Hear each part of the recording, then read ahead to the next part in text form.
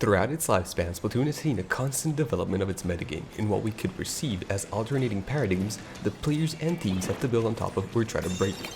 The creation of such paradigms stems from experience and analysis.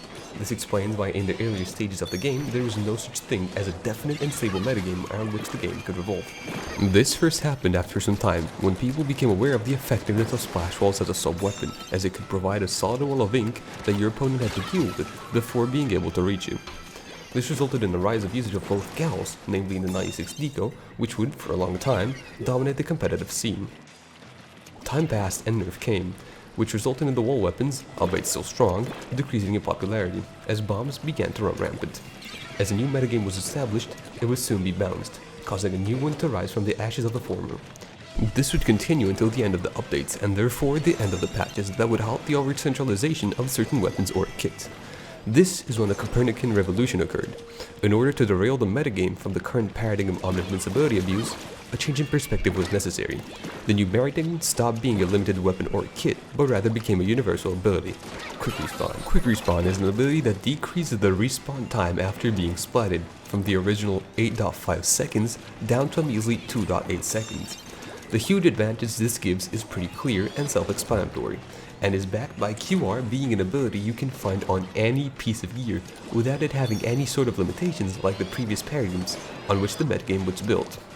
On top of this, QR has found its perfect match in yet another ability, Stealth Jump, which allows you to super jump back into the action without being easily spotted. On top of that, it also adds extra delay to the super jump itself, allowing you to chain jumps with your team and annoy the opponent by either preventing a push or brute forcing the objective. As one could have imagined, just like with any form of change, this evolution of the metagame was stubbornly rejected by a vast majority of people, despite how much they may have hated invincibility spam. The question is, are they right about the QR metagame being healthy, and can anything be done? Widespread usage of QR has brought with itself both pros and cons, the perception of which is noticeably altered by the roles and weapons often used by the player itself. Brian, for example, is prone to noticing what may seem as cons from his point of view, as a charger main, such as matches being more static and individual mistakes not being punished, or more precisely, being fixed by Quick Respawn.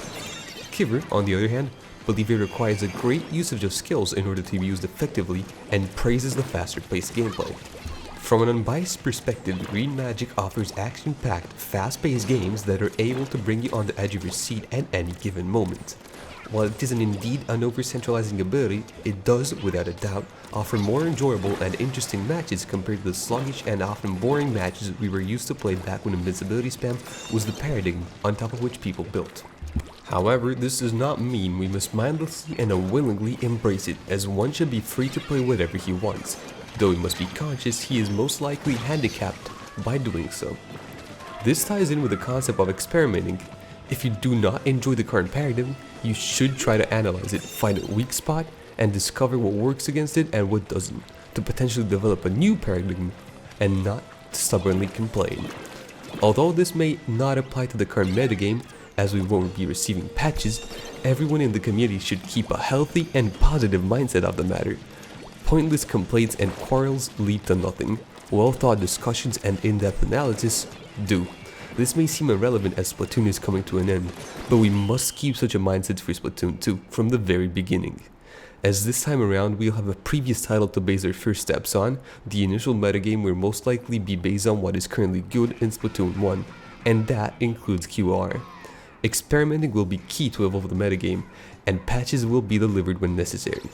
The evolution of a metagame, the creation of a new paradigm, must become and remain a virtuous cycle, not a vicious cycle, or should I rather say, a kivicious cycle.